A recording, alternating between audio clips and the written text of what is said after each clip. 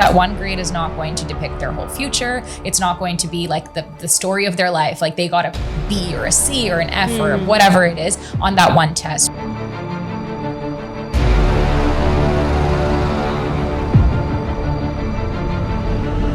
Mostly, children are hesitant to discuss their mental health with their close family members. So what is your insight?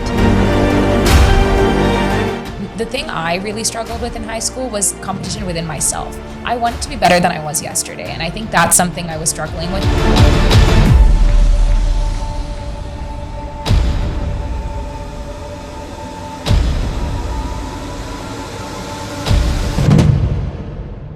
Socially interacting with people is healthy. It is literally fuel for our brain, just like food and sleep. We should talk to people. Even if it's talking to mom and dad, even if it's talking to our friends, even if it's talking to the neighbor, talking to people is healthy.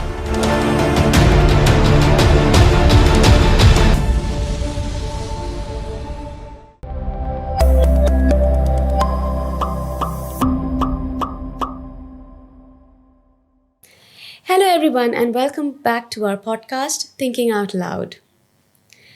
Today's episode focuses on something that many students experience, but not often talk about. These struggles are anxiety and hidden challenge, self-worth, and how different learning environments impact on the social and emotional well-being of our students. In the world where academic success is often prioritized, it is easy to overlook how our students are feeling beneath the surface. From internal pressure to challenges of adapting to online and homeschooling. These experiences shape not just performance, but the mental well-being of our students as well. To help us unpack these important topics, we are joined by a special guest today. Her name is Areesha Velani. Areesha is a director of admissions at Unihawk Education and supports students with educational and career-related mentorship. Graduating from Baylor University in Texas with a Bachelor's of Science, Bachelor's of Arts in Psychology, and minor in Business Administration, she works towards implementing psychological theories into the workplace. She is also a part of community health team in Dubai and works towards breaking the stigma around mental health in youth. Areesha also loves to travel, test new cuisines, and is passionate about fitness and nutrition. Through her professional journey and personal interest, she strives to support youth in building to be the best version of themselves. Thank you so much, Areesha, for joining us today. Of course, thank you so much for having me. Yeah, it's a pleasure to have you here. Absolutely. Okay, so as you know that we have 3 different topics. First one would be silent anxiety and hidden challenges. Yeah. Then we will move on to self-worth. And then finally, we will talk about how different learning environments affect emotional well-being of students and parents as well. Absolutely. Right, so let's begin with our first topic, which is silent anxiety and hidden struggles. Yeah. So under this topic, I would like to ask you that why and how does students actually feel that, okay, these stress and anxiety, these are normal and they don't realize that they need to get professional attention. So why they are thinking this way?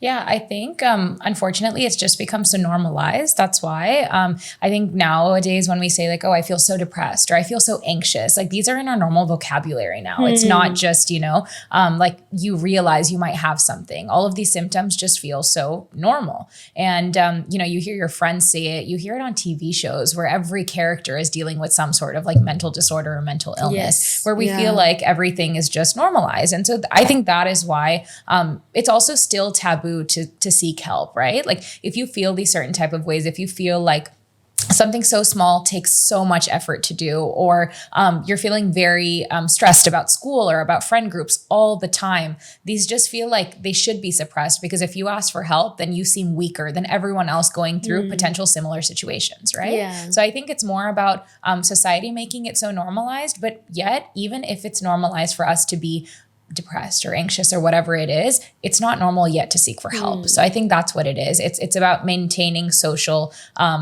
status, and also just making sure that you are amongst everyone else who might have the same feelings, but you're strong enough not to get help. Can you tell our listeners what are the early signs of feeling emotional exhaustion? Yeah. Which may be like some of the students or parents may feel that, okay, these are normal, but they are not. Yeah, I think it comes in different ways. When it comes to like a teenager, there's so many things a teen can be anxious about. They can be anxious about a relationship. They can be anxious about academia. They can be anxious about, what if I don't get into college? So even if I'm doing well in class right now, what if I don't get into the right destination?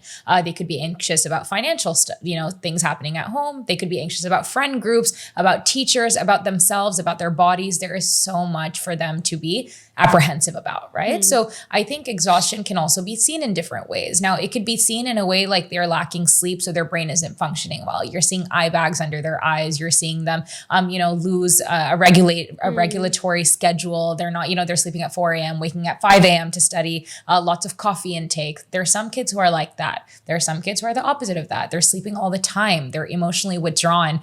They're not, talking to people at school. They're just sitting in their books. There's some kids who avoid their books during this time. There are some kids who are overwhelmed with social toxicity around them, that all they're doing is crying maybe. So I think it's seen differently in everyone, but I think it's when the happy moments are less than the moments where we're worrying. And that's when a child should be able to see it in themselves. But for parents, again, it could be, how is your child behaving not normal in your household to what they usually do? Right. Do they usually eat 3 meals a day, and now they're, picking at their plate and not eating anymore? Or are they, out of the house way too much when they used to be a homebody, and now they're fighting to make sure they socially are, in terms of like social status, they're fitting in. Like, what are they doing differently? I think it's different with each child. I think it's different with each family, but I think it really depends on, I think it depends on the family and what their regulatory schedule is, and what are they doing different from it now. And can you tell us what's the link or relationship between sleeping habits and anxiety? Because I have seen so many teenagers, especially, they are on their phones late nights, and then in the morning they are tired.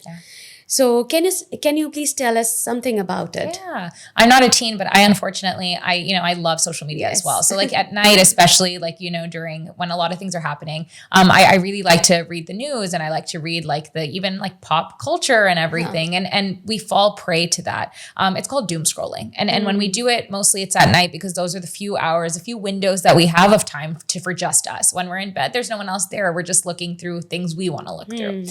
I think when it comes to the issue with social media and sleep, my favorite topic in psychology when I was in college was sleep, because you don't know how much gets fixed in your body with sleep. That's why parents annoyingly say sleep 8 hours before a test, because you genuinely learn all of those things and keep them. They calibrate in your mind, and it gets stored and remembered while you're sleeping. So now if you're not sleeping, if social media is the last thing you see, your eyes are tired from the screen, and you are just exhausted mentally by all of the things you've just read, whether it be a WhatsApp chat, whether it be the news, whatever it is, you're going to sleep exhausted. And then you're waking up, and what's the first thing you do in the morning? You're checking your phone, right? And so it's this attachment that you have to technology where your brain is literally exhausted, and it could even come in your dreams, right? If that's the last thing you read, it's what you're thinking of while you're sleeping. So it's just this constant mental disruption where you're sleeping and waking up to chaos, basically, even if it's just, on WhatsApp or whatever it is. So, and on top of that, technology is so bad for the eyes. And so you're just really getting unhealthily attached to technology. And so that's what I would say. There is a correlation. I'm not a scientist, so I can't tell you exactly what, but I will say if you sleep with technology, you do wake up more exhausted. Yeah. And I've seen that it's a cycle. Yeah. Right? Absolutely. You are on your phone late at night. Then you are not sleeping well, early wake up, and then again, the cycle goes on Yeah. And then you collect sleep debt, right? So sleep debt means like if we're supposed to sleep 8 hours, we're only sleeping 6, we are 2 hours in sleep debt. Now you're collecting this debt with you where you're not sleeping enough. The next hour, let's say you lose 3 hours of sleep the next night. Let's say you lose 2. You're collecting this exhaustion every night because of technology. And so, yeah, you're not really giving your brain like, the space it needs to heal your body, to heal wounds, to heal emotional wounds. You're not giving it time to just rest and recharge. And what do you tell us about those students who feel that, this is our rest time when they are on their phones? Actually, they think that it's their time, right? And they are taking rest, but actually their brains are not at rest. So what do you say us about those children? So it's called revenge doom scrolling, right? You're taking your time, but then you're also taking a little bit longer because you feel like, okay, 2 hours is not enough. I've been studying all day. I went to school and now I just have 2 hours. No, what if I just watch one more episode? What if I just listen to one more thing, right? And it's like you're doing revenge doom scrolling, but it's only going to hurt you in the future. So I would say if you want to take a little bit of extra time to yourself, that's okay. How about you sleep a little bit early and wake up and go to the gym? Maybe that'll make you feel better, right? If you want to lose sleep in that way, do something productive with it. Now I'm saying sleep is going to help you in the long run, but if you feel like I just need time to myself rather than technology, what's something else that we can do to try to mitigate the harm that we're causing to our body? Right? Like maybe if you want to take 10 minutes extra at night for yourself, I've been doing a lot of skincare and I think that's really fun. And in the background, I have my like podcast playing. So I have a little bit of both, but I'm not staring at a screen, which I know is just going to be unhealthy to my eyes and my brain. Do something a little bit more positive. Right. And can you tell us about the link between getting anxiety, like getting anxious, sleep deprived, and eating too much of snacks? Yeah. Sure. Well, I think it's a lot of just overstimulation, right? Yes. Everything that goes into your body is going to be either healing or it's going to be harming. That's kind of what it is. If you're eating unhealthy, then you're putting in too much sugar. If you have, let's say, something like insulin resistance, then it could just increase your blood sugar without battling that sugar in your body. And even if you don't, you're not putting in any good fats, good protein, good carbs into your body where everything macro-wise will be uneven, right? And so if you're not putting in these right fuels, then your body is just going to be working hard to defeat all of the sugar that's coming into your body. And then it doesn't have space to help your brain. So if you're studying for a math test, ideally we shouldn't be eating a bowl of sugary cereal or Snickers or whatever it may be. It may be more helpful to eat that oatmeal, to eat those fruits, to eat that porridge, because as we know, even like, your mom gives you badam in the morning, like these things are literally helpful for your brain. It's scientifically proven. So that's why eating these healthy things will just fuel you more. And then like I said, for sleep, when you're sleeping, like if you get a cut, a paper cut or something, that it heals at night. It literally heals when you're sleeping. Really? Yes. Sleep is phenomenal. It helps you remember. It helps you heal your body and your brain. So those two things are so vital to making sure you ace that test. You are happier. You're looking brighter. Those two things work hand in hand to make sure you are working your optimal best. I like your example of cutting your hands and then healing it overnight. Absolutely. It's amazing. Yeah, paper cut can heal at night. And I think that's so magical. Yeah. Right. Also, I have seen that mostly children are hesitant to discuss their mental health with their close family members. And this gap is increasing day by day. Yeah. So what is your insight in this matter? I think it's a couple of things. I think some students, they think it's like, I hear this phrase from my students all the time. It's like, it's very cringy, oh, I'm not going to talk about my feelings. That's so lame. That's so cringy. And so I feel like a lot of these students do feel like it's not necessary. Like I can handle it on my own. And if I can handle, what are my parents going to do? Right? That's what they think. So they think it's not really going to help them. And it's putting them in a situation where they feel uncomfortable sharing. Like they're like, that's not a relationship me and my parents have, something like that, right? On the other hand, they might think I really do want to approach my parents and family, but my parents and family won't take it well. So it could be two sides of the story, right? Like maybe your parents aren't as comfortable talking about mental health. Maybe they'll say, oh no, beta, it's totally fine. Like you're going to be okay. This is just a phase. This is just a mood. We'll get over it. So either it could be pushback from the family that they just won't even agree or acknowledge what's going on and take it to the, deep way it should be taken.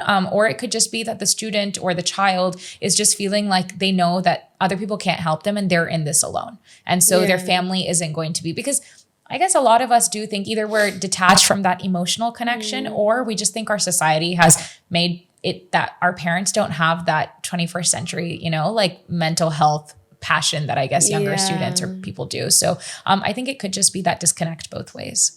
Or maybe it's the phase of life when you get disconnected with your own family and you are inclined more towards your friends. Absolutely. It is. Teens is, we trust our friends more than we trust anyone, right? Yeah. True. It's like if they say to do something and your parents do, you will listen to your friends. It is just what it is. Yeah. So that's definitely true. Yeah. And I have also noticed a jump when a child is in primary school and there's during the transition to secondary. Yes. I feel that parents, and most of the parents do feel the same way, that there is a jump in emotional well-being, in the needs of the child overall, in general. And something happens with the child. I don't know what happens with the child, but we parents feel that jump. Yeah. So have you noticed, or do you have any idea that why there is a jump? There is a jump because of hormones. That's literally the answer. Yes. Yeah, it's hormones. So we have increased estrogen, testosterone in our bodies as men and women, or boys and girls, where women start their cycle. And it's just different changes in the body. Like girls start feeling a lot more insecure when they're going into secondary school because their bodies are developing, and men start to, start talking about muscles and gym talk and these things where in primary school, it's just silly fun and games, right? Like our parents have pretty much autonomy over us. But when we are in that secondary phase of life, we start building our own opinions. We start having feelings for maybe the other gender, whatever that may be, right? So even friend groups, friendship is not like play dates anymore. Now you get to start choosing who your friends are. It's not who mom and dad are saying. So I think those changes, where it be socially, but also bodily, it does cause that jump. It causes that change where instead of them crying or, doodling to fix themselves, they start coping in ways that you have not ever seen your child cope, right? Like going in their rooms and detaching, or like watching really sad TV shows and listening to sad songs, dressing in a way where you start wearing black instead of the colorful pink you've seen your daughter wear. Yes. Yeah, they start expressing themselves in ways you've just never seen them expressed before. Now, it could be because they've watched something online that inspires them, or they saw their friend doing something, so they want to do it too. It's things you just don't have control over because they are having a surge of emotions that they are now learning that they just didn't have in their body before. Yeah. So during that phase, parents also feel anxious that, okay, what happened to my child? Totally. She was never like this before. Yeah. So what do you say to those parents? Yeah, I would say try your best to become their friend. I appreciate something my parents always did is they always like trusted me to be open with them.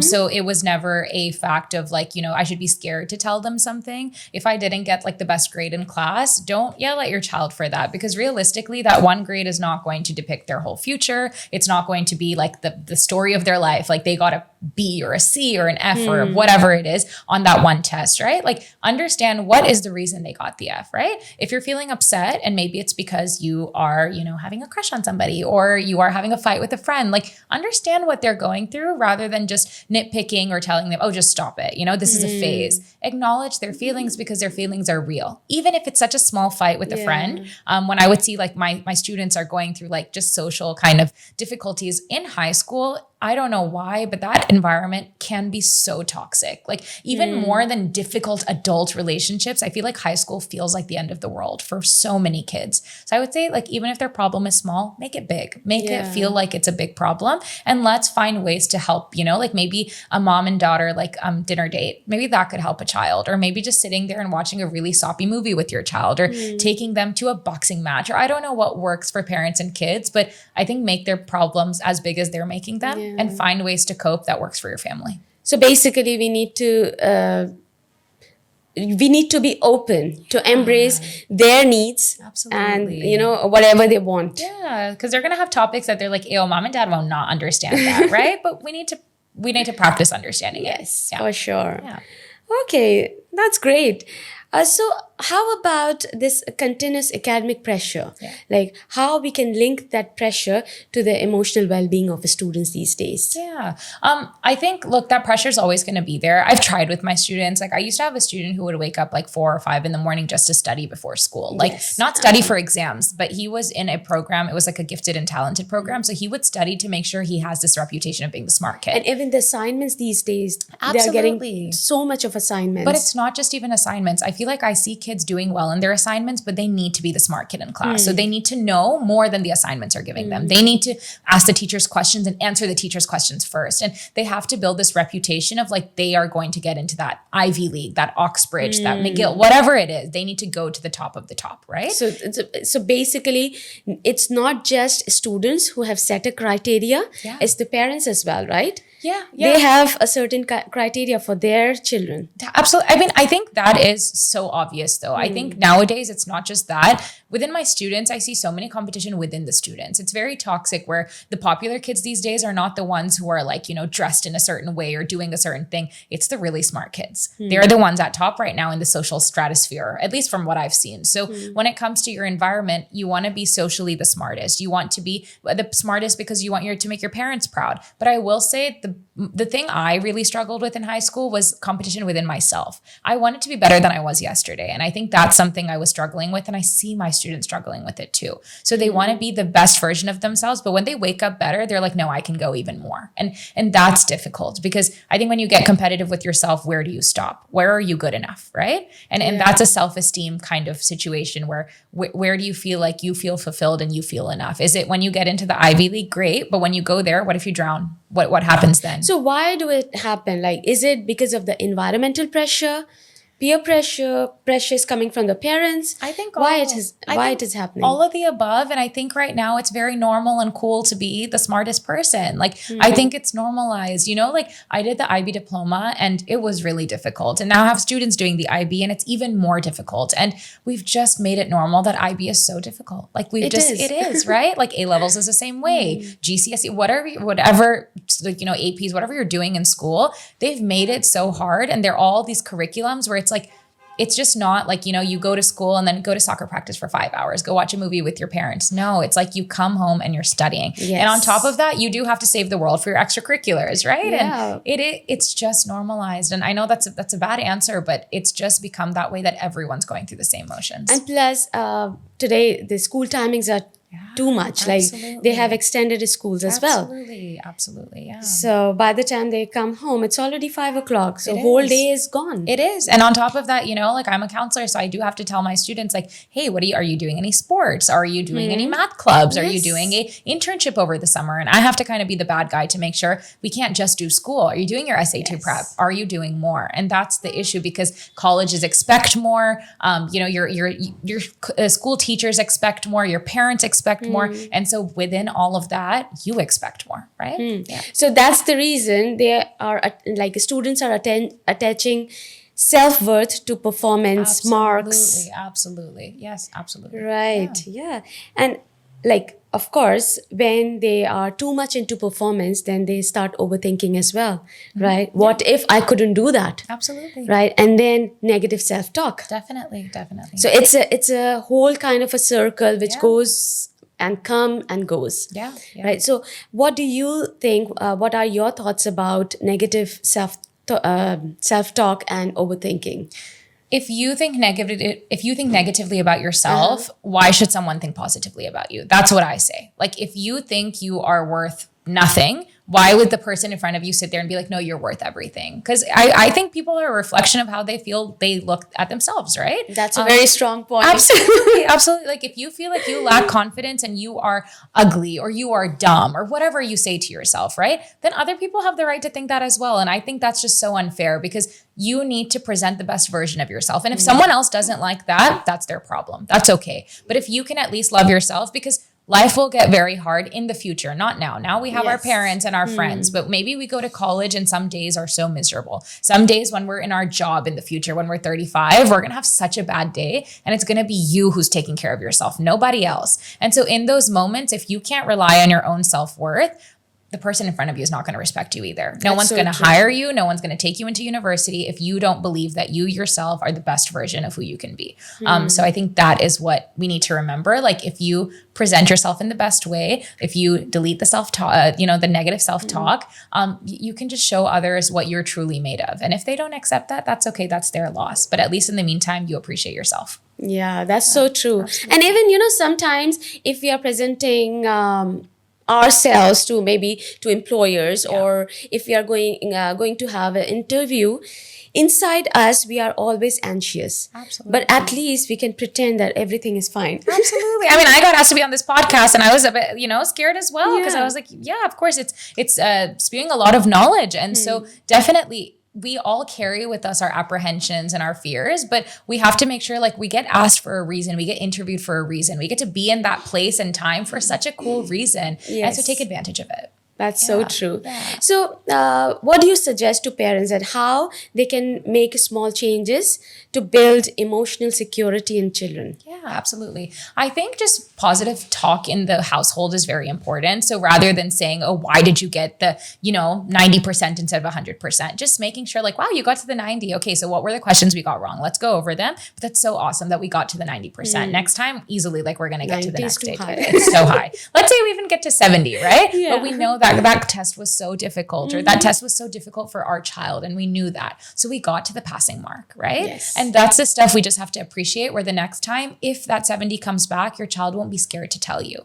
I think creating a safe space is more important than us even getting the marks. Because if we create that safe space and that mentally healthy mindset, then the child will start performing better because they'll have confidence in themselves. So I think one thing is positive self-talk in the household. Also, I think it's really important to build a healthy routine. When your kid is really engrossed in their books and just, studying all the time, you have to make sure, daily maybe walks outside are important, maybe daily gym sessions, maybe yoga on the weekends with mom and dad or whatever it may be. I think having sibling bonding time is also super important. If you're an only child, parent or cousin bonding time is great as well. Having like a daily routine, whether it be spiritually, whether it be culturally, but making sure they are engaged with parts of their identity and definitely making sure sleep patterns and eating patterns are healthy. So, making sure you're not feeding them like, pounds of oily biryani every day, but making sure veggies are on the plate and wraps are there. So I think there's so many little things you can do that don't directly target academia that can make it a healthy environment in the household.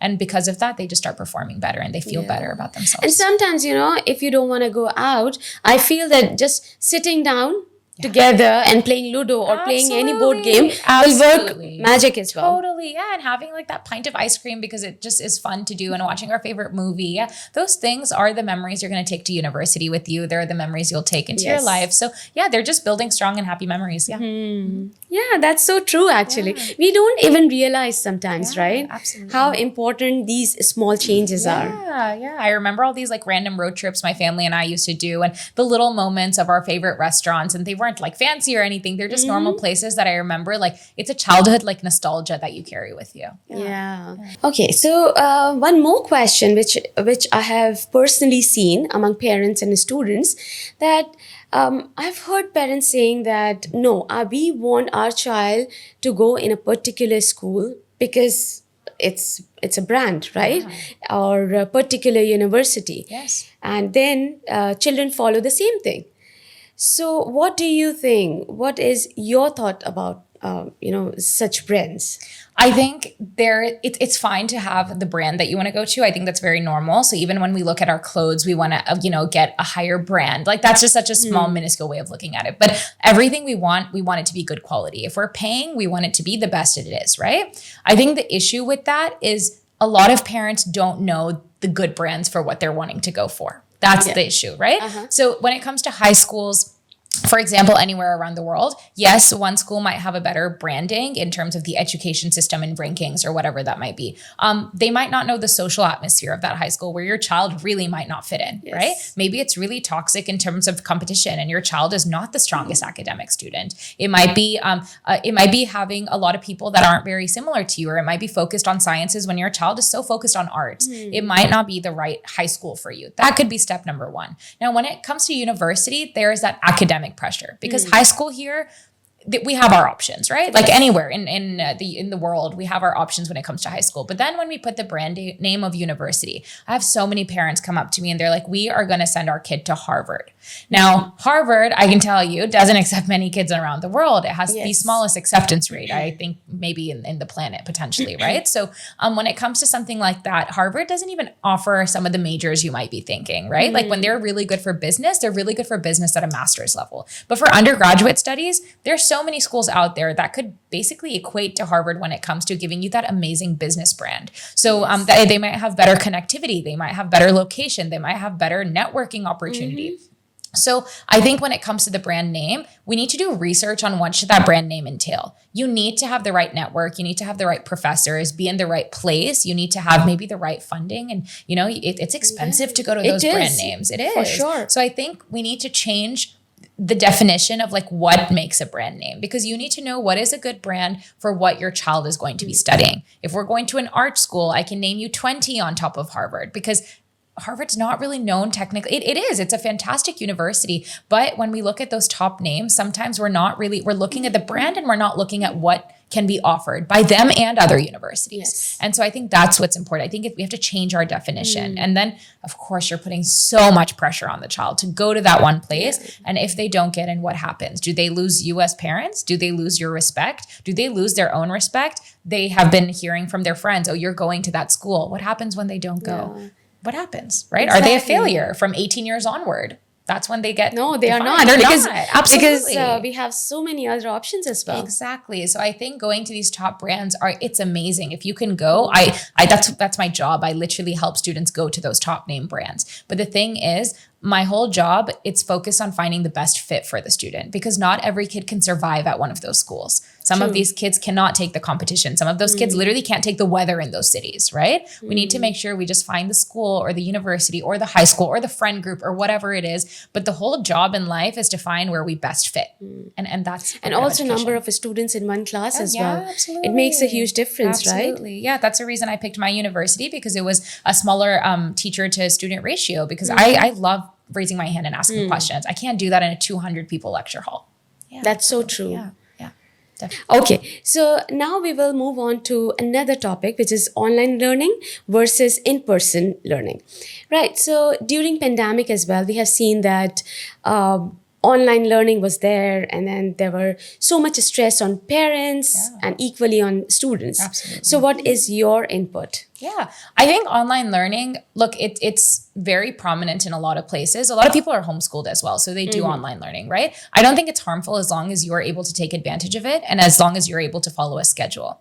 I think when it comes to online learning where it's not in your hands, you're not choosing to do it, we just get thrown off and we just go way off schedule, right? Like, oh, if I miss 2 classes, it's fine. I'm at home, I'll log in, I'll go to bed, or, I'll just put my camera off. That's dangerous, because when you go back to in-person learning, what have you learned, right? Then you are lost. Yeah, exactly. Like, have you taken the time after you slept through your class? Did you take the time actually to learn the syllabus? You probably didn't. And so that's the tricky part, because you will come back in person and then things will, whenever they go back to normal, like post-pandemic, do you remember the topics you missed from those times? That's the first thing. And second thing is, I feel like you become this lazier version of yourself. I worked during the pandemic, and some of the work I was doing was virtual, and I just don't feel like I'm motivated until I'm in that environment that I've set for myself. So if that's an online class, that's okay. But do you need to do it at a desk instead of your bed? Do you need to do it where you have the same study hours after an online class like you did in person? I think you have to take advantage of the situation. It's not bad if it's online. That's so but true. You really need to make sure your head is in the game when you're doing it. That's so true. And you can utilize that time, right? Absolutely. You can maybe you can utilize that commute time in other activities. Absolutely. Yes, definitely. And you don't have, when you're in online learning, you're not going to be going to soccer after school or basketball or debate or MUN. So use that time to maybe get ahead in your studies, maybe read a book, maybe go through that lecture again, because it's all recorded and posted online. So just making sure you revise and taking advantage of the fact that you have a bit more time on your hands. Whereas, as we said, 9 hours in school, then we come home, it's 5 o'clock, we're already stressed. We have so much more time. Yes. So how about we just use it to catch up? Yeah. I'll just go on to MUN. You just mentioned MUN, right? So how much important is MUN for students? Because this is in fashion at the moment, right? So yes, what do you tell us about MUN, especially in regard to university admissions? I say this for every activity. Don't do it because you think it's going to help your application. Do it because you want to do it, right? Right. Yeah. So if you have a student who's not really confident about public speaking, maybe MUN might not be the right, because MUN is all about like global politics. Yes. And if that's not, Presentation, yeah, right? exactly. If that's not up your alley, if you're not really informed about history or what's going on in current affairs, and that's too overwhelming for you, do debate, do something else.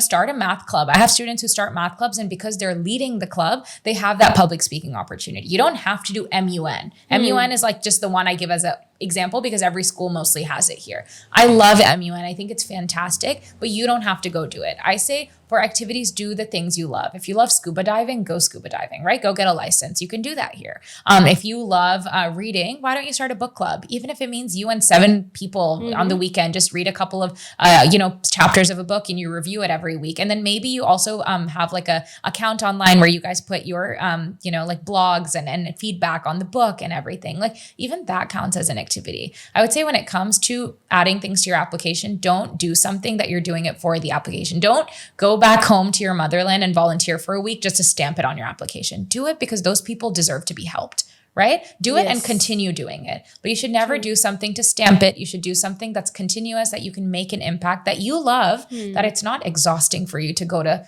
football practice or cricket practice. It's not tiring. It's fun. Because life is tough. And school, we don't love going to school. We don't love doing homework. So at least the other things you're doing, you should love them, right? So that's what I would say. Yes, it's a trend and I love MUN. I do because I'm passionate about it. But your child might not be, and that's okay. Yes. We just need to find other outlets that allow us to do community service, volunteering, public speaking, leadership that you love to do. Yeah.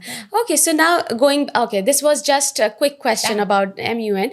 Now going back to our actual topic, which is online learning versus in-person learning.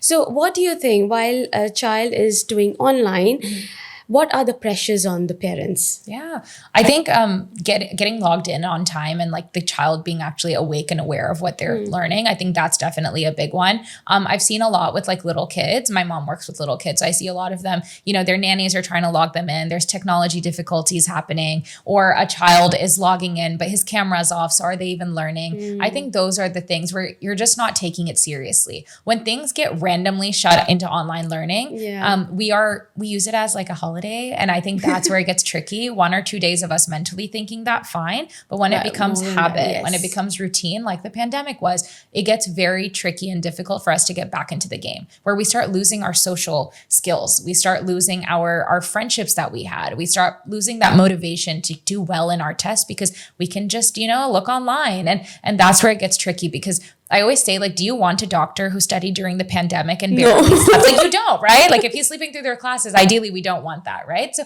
you think about it. If you're going to be that doctor, don't you want to be the best version for the patient? So that's what I say. Like, even if you're little and this is just the developmental parts of your life, if you are in high school and this is what's going to get you into college, take advantage of it. Everything leads to the next, right? Yes. So just make sure if it's 2 days of holiday mentally, fine. But after that, get back into the groove, because it will impact your future in some way or the other. Yeah. So how do you link this online learning to emotional well-being or social interaction? Because I feel that social interaction is very important as well. Definitely. So how do you link these two? Absolutely. I think COVID was the best example of it, because of the fact that when a lot of kids went back to school after 1.5 years, I've had students write essays on the fact that they didn't know how to interact. They didn't know who their groups were anymore. Everyone was new at school. It felt weird being around someone more than 6 feet, or less than 6 feet away from them. And so it was so tricky because they didn't know how to navigate that. Socially interacting with people is healthy. It is literally fuel for our brain, just like food and sleep. We should talk to people, even if it's talking to mom and dad, even if it's talking to our friends, even if it's talking to the neighbor. Talking to people is healthy, right? Getting our thoughts out there. It's a good thing. We need to converse. We need to engage ourselves mentally. Like we do MUN, we do it so we can learn and put our opinions out there. We need to do that with like friends and family too. So I think when it comes to online learning, yes, it can be tricky, but I will say make the most out of it. Have online calls, have like a little tea and chat in the evening with your friends where you're studying, but you're studying on Zoom. I don't think it means you should cut out social interaction, right? If it's not safe to go outside for some reason, like the pandemic was, you just want to make sure that you're taking advantage of the little tea time you could do, or, taking advantage of even boys. I know a lot of my students, they played video games during that time, but because on video games, you actually talk on the phone. My students are saying that me and my friends had way deeper conversations than we did in person, right? And I think there is amazing opportunity to take advantage of like, don't stop socializing because you're online. Just because you're online here doesn't mean that here in our head, in our headphones, whatever it may be, that we have to stop talking to people. Yeah, definitely. Yeah. And that's how we can actually design a healthy home environment as well. Yeah, together, students and the parents together. Absolutely. And even asking like, what'd you learn today? And I know that's an annoying question for kids, but maybe go through the topics with them. Maybe have your child recite what they learned. Like let them teach you what they learned in class, right? Like if you take that engagement from when they're a young child, it won't feel as weird and awkward and forceful when they're older. Because in high school, no kid wants to sit there and teach their parents what mitochondria is in the cell, right? Yeah. But if they've been doing it when they were learning 2 + 2 as a child, it doesn't feel as awkward when they're older. So start early. That's so true. Yeah. So Areesha, can you tell us about university admissions and what is expected from the student during high school? Yeah, I feel like this is my favorite topic because it's my job. But when it comes to university admissions, I think parents fail to see how difficult it is getting every single year. Yes, like it is so competitive. I went to university, I think more than 10 years ago. That's when I started. And it is so much more competitive every single year. I have kids getting perfect scores on SAT, perfect scores on their IB predicted grades, perfect extracurriculars where they're doing more than I had asked them to do. And even then they're not landing the school they want to get into.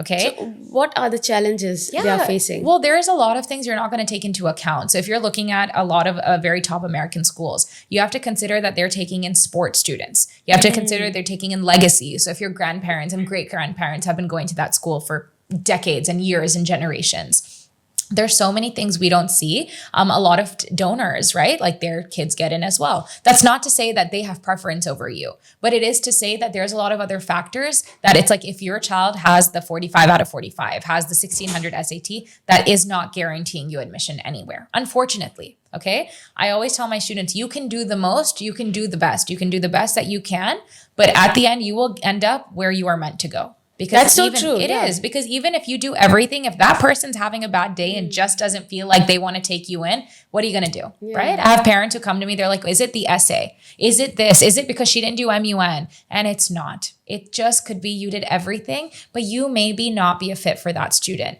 A lot of times we have our students write in their essays about something they're passionate about. Let's say religion, right? And that school is a very maybe liberal and like, you know, they're not very focused on religion at all. They might reject that student because they might think we don't offer that facility for that child. They deserve to be at a school that's very athletic focused or religious focused or culturally, and we're just not there yet. So just because that student isn't perfect, that's not why we're not taking them. They're great, they're wonderful, but they might just not be perfect for our school. So I think there's so many other factors that I can tell you, you should do extracurriculars. You should do the SAT, get good grades. I can tell you all of these things. And even with all of those, you still might not get into that one dream school. But that's okay because everything happens for a reason, right? It is. You're going to go where you're meant to go. And I strongly believe that. But you still have to put in the effort to get there. Yeah, for sure. Yeah, definitely. Yeah. And one more question that I've heard that IB schools at the end of diploma, you have 6 subjects in hand, right? But in British curriculum, you have 3 subjects. Yeah. So why there is a difference and which one is preferred by university? I'm not telling you that, okay, I'm not telling my viewers that they should just go for the IB schools, but I'm just trying to understand what's the difference and what is preferred by the universities. Well, I can answer the second one first. There is no preference. There is no preference at all. No, you can be AP student, you can be an Indian curriculum student, you can be A-level, IB, it can be anything. We have students who are studying the French baccalaureate. You can do anything and there is no preference. So just to put that out there. It's just what are your strong suits, right? Like I was an IB student and in IB, you have to take a language. You have to do a lot of research kind of focused project called internal assessments. You have to write an extended essay, which is a research paper. And then you have to take 6 subjects. And you have to take TOK, which is a philosophy class. You are doing so much. And you have to do CAS, which is Community Action Service. There's so much you have to do in IB, so much. But that does not mean it is better than an A-level student. IB is great for those who have a lot of diverse skills and they're able to balance a lot of things at the same time. If you can study a foreign language and English and a science and a social science and a math and a group 6 subject, and you're able to do them properly with 3 at HL and 3 at SL, do IB. That's fantastic. On top of that, all of those additional things I had said are included in the IB. If you can balance all those and focus on critical thinking, fantastic, you'll succeed. Now, if you can't do that or you don't want to do that, you just don't want to take a second language. You don't want to study 6 subjects. You don't really want to do English. Yeah. If you want to go deeper into 3 to 4 subjects, it is totally fine to take the A level. The only thing that differentiates or that you should focus on when it comes to that is make sure if you have entry requirements for your university, take those in either one of those curriculums. If you want to go to engineering in the UK, take the physics and take the math, maybe take the further math, right? If you're an IB, take the like math AAHL. Like take the subjects you need to take. It does not matter what curriculum you take. You just have to be good at it. Such a relief for parents. It right? is. It is. Absolutely. Yeah. No, that is like my biggest thing because I think you should be where you succeed. Don't go to IB because you're going to struggle to stay afloat. Yes. Go to APs, go to British curriculum. Just take the relevant subjects and please challenge yourself in what you do. Don't take the easy route out. If something you feel is easier to you, obviously you want to succeed. You want to get the high scores, but don't do it because you're sitting in the back seat and it's going to be totally easy. Challenge yourself because even in uni is going to challenge you even more. So, yeah. And plus, like, parents may feel that, okay, my first one is going to IB, so second one has to go to IB, though maybe she or he doesn't have that, capacity, academic capacity. So, and the other one is maybe sporty. Yeah, sure. Absolutely. Look, I think it just depends. Like me and my sister are light years apart. We're so different. We both ended up doing the IB and we were both pretty decent at it. But both of our passions were within IB. Like I loved like English and biology and those kind of subjects. My sister loved the history and politics kind of subjects. And IB offered both. So we were both very passionate about it. Now, if you have a student who just doesn't want to do that second language, doesn't want to take that rigor of doing 6 subjects plus those research papers, and isn't just wanting to, participate in that, there is no harm in going to another curriculum. You birth 2 children with, yes, maybe similar DNA, but their minds and their thoughts and their personalities can be years apart from each other. And so I don't think it's harmful in any way. If you want that mentorship from your older child, which I wanted to give my sister, that worked out for me. We both did IB. I was able to help her and guide her through how the curriculum works. I'm also a college counselor, so I offer that benefit to her. But if you have a child who finished the IB and they did well, or maybe they struggled and you saw that in that child, and the next kid wants to do A levels, there is no harm in doing that. Just make sure you take the right subjects you need, challenge yourself, be the best you can be in that curriculum. But literally, there is no harm in if 2 of your kids do different curriculums, no problem at all. So how can we find out that, okay, the little one is as strong for British curriculum, or maybe she can go into IB? How can we as parents can find out? I think sometimes do you have any like, idea? Yeah, I feel like to me, I think it's through conversation. Like I really talk to my students about like, where are their strengths? What are their weaknesses? How do they study, right? Like if you study through rote learning, IB and AP or IB and British curriculum, both might not work out for you. If you just memorize and you don't comprehend, IB is all about essay exams, right? Like it is 4 pages per question in an economics test. And loads of research as well. So much research. If you don't understand a case study, you cannot dissect it, you will not do well in IB. Then APs might work better for you. So I think it's just understanding like, how does your child study? How do they learn? Are they visual learners? Can they explain a topic instead of memorizing one night sleeping, writing the essay, and then it's out of their head? How do they learn? How do they understand subjects? And do they know what they want to do? Like if they know that, hey, I'm only good at math and physics, and maybe I love computer science, and I know I want to be a computer engineer. Like I know that's what I want to do. Okay, well, your A levels are done. You got them there. And then you're going to just study those 3 subjects. It's not a bad thing that we're limiting ourselves. Even A levels has the EPQ, which allows us to do research. We can do those extra subjects outside of school. We can do MUNs outside of school. You don't have to take the IB to get all of those subjects in hand, right? We can do them in different forms and in different ways. That's why I'm saying, I think find out like, what is your child good at? How do they learn? Through conversation, even sometimes like I do aptitude tests as well for my students. And if that works out for you, I would let the child choose really at the end of the day, what is going to be their best effort, because you have to get good grades as well. Yes, exactly. Yes. Thank you so much. Thank you so much, Areesha. Absolutely. Yes, everything was so beneficial, and I'm sure our listener would, say the same thing to me. As we come to the end of today's podcast, it's clear that many student struggles go unnoticed. But we should remember one thing, that emotional well-being is just as important as academic success.